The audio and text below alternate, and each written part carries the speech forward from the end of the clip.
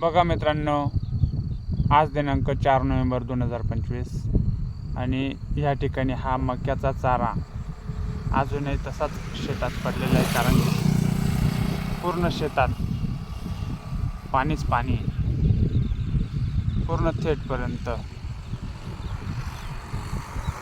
हा पलीकडचा इकडचा तर त्या नारळाच्या झाडाजवळचा मका अजून पण उभाच आहे.